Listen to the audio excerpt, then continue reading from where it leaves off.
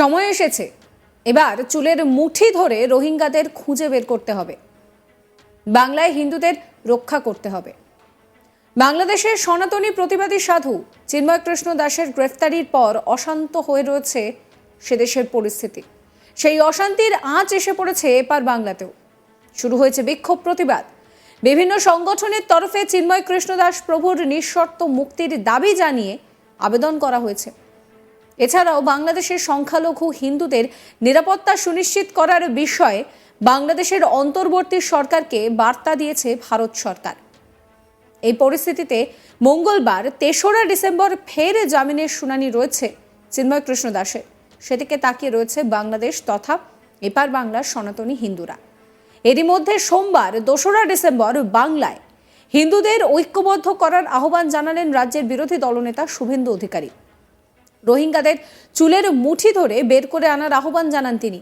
সোমবার ২রা ডিসেম্বর বাংলাদেশে হিন্দুদের ওপরে অত্যাচারের প্রতিবাদে পূর্ব ঘোষণা অনুযায়ী উত্তর ২৪ পরগনার পেট্রাপোল সীমান্তের কাছে কর্মসূচি করেন শুভেন্দু অধিকারী।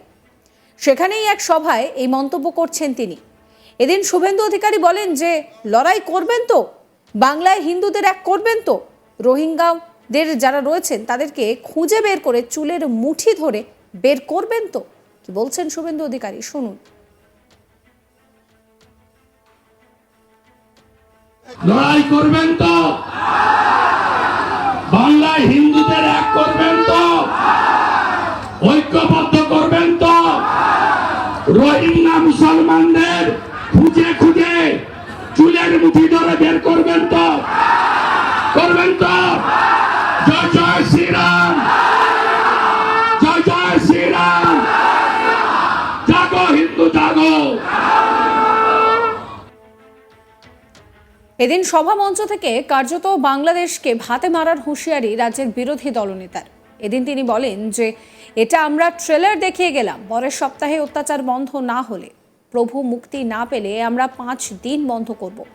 তারপর আমরা 2025 সালে লাগাতার বন্ধ করে আলু পেঁয়াজ কি করে খায় সেটাও দেখিয়ে দেব। বর্তমানে এই পরিস্থিতিতে তিনি বলছেন যে আমাদের নাম ভারতবর্ষ।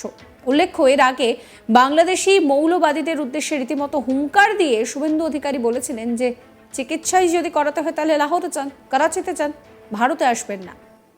শোনাবো আপনাদের শুভেন্দু অধিকারীর কথা।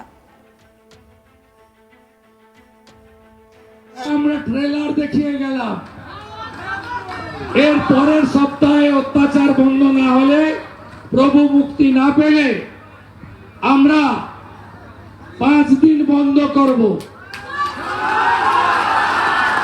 তারপরে আমরা 25 সালে লাগাতার বন্ধ করে ওদের আলু পেঁয়াজ কি করে খায় আমরা সেটা দেখিয়ে দেব।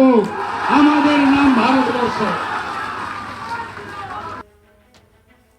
এদিন রাজ্যের মুখ্যমন্ত্রী মমতা বন্দ্যোপাধ্যায়কেও তীব্র আক্রমণ করেন শুভেন্দু অধিকারী। শুভেন্দু অধিকারী বলেন যে এপার বাংলায় আমরা ভালো নেই। মুখ্যমন্ত্রী বিধানসভায় বলেছেন ভারত সরকার পিস কিপিং ফোর্স ইউএনকে পাঠাক। মাননীয়া ফালাকাটায় দুর্গা মণ্ডপে ঢুকে যখন জিহাদিরা বলল যে শাক বাজাবেন না, উলুধ্বনি দেবেন না, ঢাক বাজাবেন না, কোথায় ছিল আপনার পুলিশ? কি বলছেন শুভেন্দু অধিকারী, শুনুন। এপার বাংলায় আমরা ভালো নেই। মুখ্যমন্ত্রী বিধানসভায় একটু আগে বলছেন ভারত সরকার পিস কিপিং ফোর্স জাতিসংঘকে দিয়ে পাঠান। মাননীয়া ফালাকাটায় দুর্গা মণ্ডপে ঢুকে যখন জিহাদিরা বলল শাক বাজাবেন না, উলুধ্বনি দেবেন না, ঢাক বাজাবেন না, কোথায় ছিল আপনার পুলিশ? উল্লেখ্য, পিস কিপিং ফোর্স পাঠানোর পক্ষে আগেই সওয়াল করেছিলেন রাজ্যের বিরোধী দলনেতা শুভেন্দু অধিকারী। এবার কার্যত সেই কথাই শোনা গেল রাজ্যের মুখ্যমন্ত্রী মমতা বন্দ্যোপাধ্যায়ের গলায়। সোমবার বিধানসভায় মুখ্যমন্ত্রী বলেন যে আমরা প্রস্তাব দিলাম, এই নিয়ে প্রধানমন্ত্রী বিবৃতি দিন। বিষয়টি রাষ্ট্রসংঘের নজরে আনা হোক, কেন্দ্র রাষ্ট্রসংঘের কাছে আবেদন করুক শান্তি রক্ষা বাহিনী পাঠানোর জন্য। কি বলেছিলেন মমতা বন্দ্যোপাধ্যায়, শুনুন। Foreigners of India can take up the matter with the United Nations so that they can send the peacekeeping force in Bangladesh, and we can get to or tribute from Bangladesh. Warriors of India can take up the matter with the United Nations so that they can send the peacekeeping force in Bangladesh, and we can get to or tribute from Bangladesh. এদিন মুখ্যমন্ত্রী বলেন যে আজ বিধানসভা থেকে বলছি, parliament চলছে, প্রধানমন্ত্রীকে বলছি আপনারা বিবৃতি দিয়ে জানান, আমাদের লোকেদের ফিরিয়ে দিতে চাইলে আমরা তাদের এখানে ব্যবস্থা করে দেব, আমি খেতে পেলে তারাও খেতে পাবে। আমি ইসকনের সঙ্গে কথা বলেছি, একই সঙ্গে তাকে বলতে শোনা যায় জাতীয় পতাকার এইভাবে অবমাননা হতে পারে না। কেন্দ্রের কাছে প্রস্তাব পাঠাচ্ছি, দরকারে ওই দেশের কেন্দ্রীয় সরকার শান্তির বার্তা নিয়ে প্রতিনিধি পাঠাক, শান্তিরক্ষা বাহিনী পাঠানোর জন্য কেন্দ্র রাষ্ট্রসংঘের কাছে আবেদন করুক। প্রসঙ্গত বাংলাদেশে যে হিংসা চলছে তার বিরুদ্ধে প্রতিবাদ শুরু হয়ে গিয়েছে এপার বাংলাতেও। আরএসএস এর তরফ থেকেও ইতিমধ্যেই কিন্তু প্রতিবাদ জানানো হয়েছে।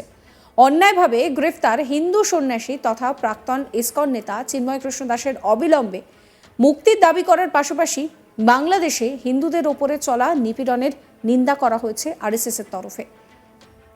সেদেশে হিন্দু সংখ্যালঘুদের বিরুদ্ধে ক্রমবর্ধমান হিংসার ক্ষেত্রে মোহাম্মদ ইউনূসের নেতৃত্বাধীন বাংলাদেশ সরকার নীরব দর্শক বলে আরএসএস এর তরফে অভিযোগ করা হয়েছে। এক বিবৃতিতে বলা হয়েছে যে বাংলাদেশে হিন্দু মহিলা সহ অন্যান্য সমস্ত সংখ্যালঘুদের ওপর মৌলবাদীদের হামলা, খুন, লুটপাট, অগ্নিসংযোগের যে ঘটনা ঘটছে তা অত্যন্ত অমানবিক, নৃশংস। এর দাবি করা হচ্ছে যে এটা অবিলম্বে বন্ধ করতে হবে। পাশাপাশি ভারত সরকারকে বাংলাদেশের সংকট মোকাবিলায় প্রচেষ্টা চালিয়ে যাওয়ার জন্য আহ্বান জানানোর কথাও বলা হয়েছে আরএসএস এর তরফে। এছাড়াও আন্তর্জাতিক সমর্থন জোগাড় করতে সংখ্যালঘুদের রক্ষার্থে বাংলাদেশ সরকারকে চাপ দেওয়ার জন্য দ্রুত পদক্ষেপ নেওয়ার কথাও বলা হয়েছে। আর এই নিয়ে প্রতিক্রিয়া দিয়েছেন শুভেন্দু অধিকারী। কি বলেছিলেন তিনি সাংবাদিকদের মুখোমুখি হয়ে শোনাবো। পৃথিবীর সবচেয়ে বৃহৎ সামাজিক সংগঠন আরএসএস এর পক্ষ থেকে, রাষ্ট্রীয় স্বয়ংসেবক সংঘের পক্ষ থেকে আজকে যে বিবৃতি সামনে এসেছে, এই বিবৃতির মধ্য দিয়ে আগামী দিনে ভারত সহ যে সমস্ত মানবিক দেশগুলি রয়েছে তাদের অবিলম্বে ইউএনের মধ্যস্থতায় পিস কিপিং ফোর্স ইমিডিয়েট যত তাড়াতাড়ি সম্ভব পাঠানো উচিত, নইলে নোয়াখালীর মতো, দ্য গ্রেট ক্যালকাটা কিলিংয়ের মতো হিন্দু নরসংহার হবে। ৭১-এর ২২%, আজ ৭%-এ নেমে গেছে। এটা যদি এক্ষুনি না করা হয়, আগামী কয়েক মাসের মধ্যে বাংলাদেশ হিন্দু এবং সাবস্ক্রাইব করবেন আজ তাক বাংলার ইউটিউব চ্যানেলকে, ফলো করবেন হোয়াটসঅ্যাপ চ্যানেলও।